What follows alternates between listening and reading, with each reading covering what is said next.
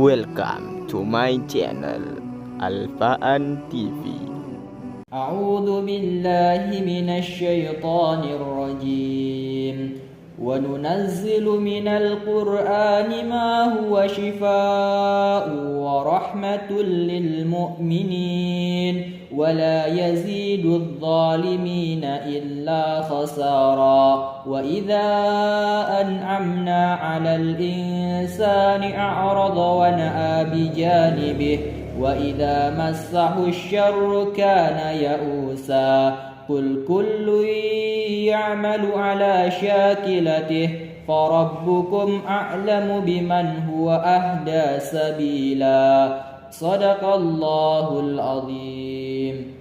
Assalamualaikum warahmatullahi wabarakatuh. Alhamdulillahirabbil alamin wa bihi nasta'inu ala umurid dunya waddin. Wassalatu wassalamu ala asrafil anbiya'i wal mursalin wa ala alihi wa sahbihi ajma'in, amma ba'du. Alhamdulillahirabbil alamin, bersyukur kita kepada Allah Subhanahu wa taala dengan mengucapkan alhamdulillahirabbil alamin, dan bersalawat kita kepada Nabi Muhammad sallallahu alaihi wasallam dengan mengucapkan Allahumma shalli ala Muhammad wa ala ali Muhammad. Alhamdulillah, kembali lagi di podcast Alfaan. Kali ini kita kedatangan narasumber yang Masya Allah, yaitu seorang penghafal Al-Quran atau hafiz Quran. Nah, kali ini dalam video ini bertujuan sebagai bentuk tugas dari mata kuliah Retorika Dakwah, yang mana dosen pengampunya yaitu Ibu Erli.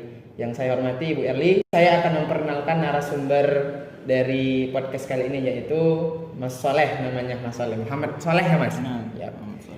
Beliau ini adalah salah satu mahasiswa dari Universitas Islam Negeri Sunan Kalijaga, Yogyakarta. Nah, beliau ini juga salah satu teman seperjuangan saya di pondok pesantren, yaitu Pondok Pesantren Fauziul Muslimin, yang sedang kami ampuh di pondok ini, yaitu salah satu pondok Fauziul Muslimin. Nah, langsung saja mungkin saya perkenalkan narasumbernya. Monggo, Mas. Assalamualaikum warahmatullahi wabarakatuh. Waalaikumsalam warahmatullahi wabarakatuh. Pertama, perkenalkan, nama saya Muhammad Soleh, asalnya dari Kalimantan Barat. Mungkin ada yang tahu di daerah Pontianak ya tepatnya. Kemudian saya kuliah di UIN Sunan Kalijaga Yogyakarta, Fakultas Usuluddin dan Pemikiran Islam, prodinya Ilmu Hadis. Mas Soleh ini semester berapa ya di UIN Sunan Kalijaga? Nah, sekarang saya sudah semester 3. Masya Allah, berarti sama ya sama saya, semester 3 juga. Saya di program studi manajemen dakwah. Ya, mungkin itu. Nah, langsung saja kita ke pembahasannya, yaitu mengenai tentang perjalanan Mas Soleh ini sebagai penghafal Quran atau hafiz Quran. Nah, pertanyaan yang pertama ini Mas Soleh yang saya lontarkan. Apa sih motivasi Mas Soleh ini untuk menghafal Al-Quran? Kalau ditanya motivasi, awal pertama menghafal itu kan sejak kecil. Ya, jadi masih belum tahu motivasinya apa. Menghafal.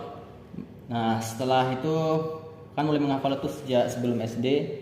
Itu saat kelas 2 kalau nggak salah itu udah hafal juz 30. Kemudian sempat terhenti sampai kelas 8 SMP.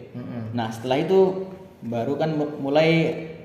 Sebelumnya kan nggak pernah pakai HP. Iya. Nah, waktu kelas 8 itu udah ada HP, kemudian dengar ceramahnya Ustadz Adi Hidayat, kemudian baru tergerak hati saya untuk mulai menghafal lagi, melanjutkan hafalan. Nah, mungkin itu ya teman-teman dari motivasi Mas Soleh dan perjalanan Mas Soleh untuk menghafal Al-Quran. Terus pertanyaan berikutnya yaitu mengenai apa saja sih kendala-kendala atau rintangan yang dihadapi Mas Soleh ini untuk menghafal Al-Quran? Kendala dalam menghafal Al-Quran ini tentunya banyak sekali ya. Udah mulai dari lingkungan yang kurang mendukung, teman-teman yang nggak ada motivasi, support system dari teman-teman itu kurang. Jadi ya terkadang malas, kadang ya capek. Nah, ini kan Mas Soleh sekarang kan lagi kuliah itu ya Mas. Itu terjadi kendala juga nggak saat kuliah itu menghafal Al-Quran, atau waktu-waktunya bisa memanage sendiri dari Mas Soleh? Nah, kalau waktu kuliah ini jadi waktu untuk menambah atau ziyadah itu yang agak susah. Ziyadahnya ya Mas. Kalau murojaah insya Allah masih bisa. Insya Allah. Ya. Mas Soleh ini untuk murojaah atau jiadahnya itu disetorkan ke ustadz atau sendiri diikut atau organisasi atau apa ya gitu?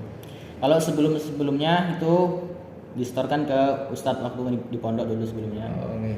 Terus kalau sekarang selain di pondok ini juga ada program tahfiz, kemudian saya juga ikut bergabung di UKM Cikih Al-Mizan. Al-Mizan Jakarta teman-teman, insya Allah. Di situ saya mentor hafalan. Ya. Kemudian pertanyaan berikutnya ini Mas Soleh, inspirasi Mas Soleh dari orang-orang, misalnya ada salah satu tokoh inspirasi yang Mas Soleh ambil dari penghafal Quran itu siapa Mas? Untuk tokoh inspirasi menghafal Quran, yang pertama ya. Pertama itu Ustadz Adi Hidayat. Oh Masya Allah, Ustadz Adi Hidayat. Kemudian yang satunya Kamil, yang satunya siapa sih lupa namanya? Oh, yang masih kecil, yang dulunya ikut hafiz Quran di RCTI. Siapa ya namanya? Yang satu Kamil, yang kedua siapa lupa. Yang ya mungkin itu teman-teman salah satunya dari inspirasi Mas Soleh tokoh yang pernah ikut hafiz Quran kalau nggak salah. Umurnya masih sangat muda tapi hafalannya luar biasa, Masya Allah. Oh, Masya Allah, tabarakallah. Jadi dia hafalannya itu bisa disebutkan nomor, terus misalnya disebutkan nomor sekian, dikurangi sekian, dia langsung tahu di mana letaknya. Kemudian ditanya halaman berapa, di pojok kanan, atas, bawah atau di kiri, itu langsung bisa menyebutkan ayatnya. Masya Allah. Ini masalah ada pertanyaan lagi. Kalau untuk pergaulan masalah sendiri itu pergaulannya gimana? Atau ada pergaulan ke teman-teman yang kurang mendukung untuk menghafal Al-Quran itu berpengaruh nggak untuk menghafal Al-Quran itu sendiri?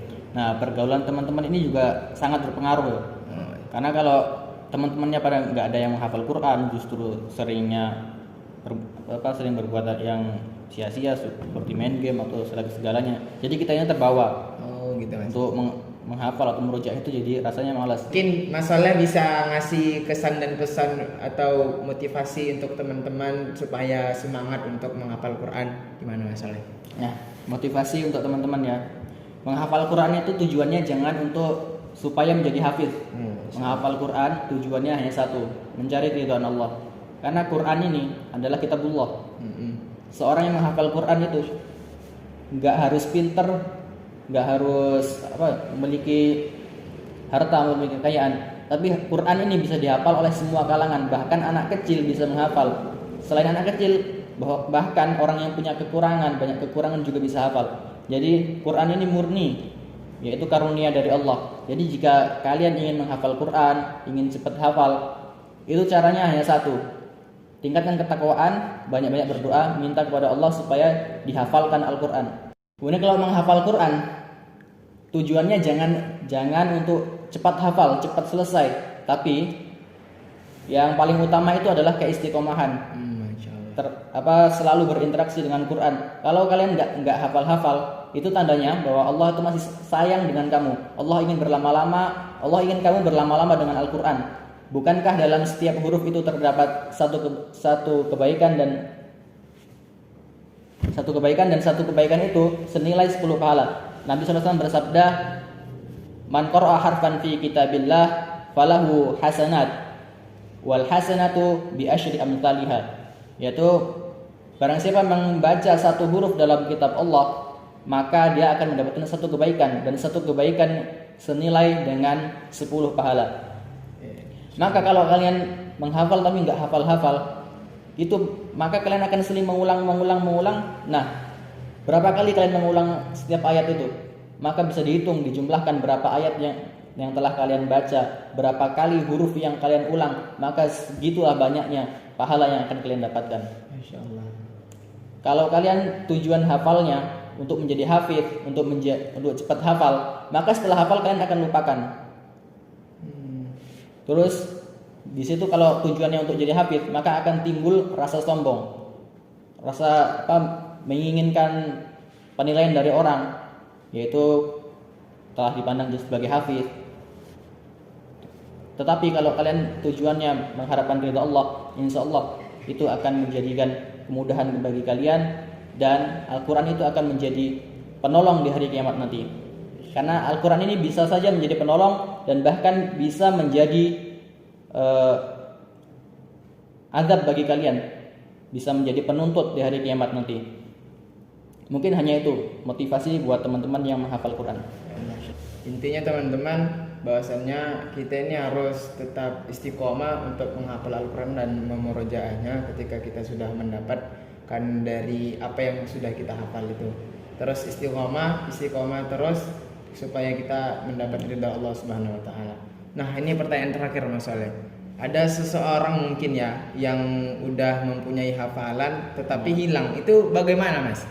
Nah, hafalan yang telah dihafalkan kemudian dilupakan, itu Nabi Shallallahu Alaihi Wasallam pernah bersabda di hadisnya bahwa Nabi ini pernah ditampakkan pahala-pahala dari umatnya dan kemudian juga ditampakkan dosa-dosa dari umatnya. Kemudian Nabi bersabda, tidak ada dosa yang paling besar kecuali bahwa kalian telah menghafal satu ayat atau satu surah kemudian kalian lupakan. Maka itu adalah suatu dosa yang sangat besar.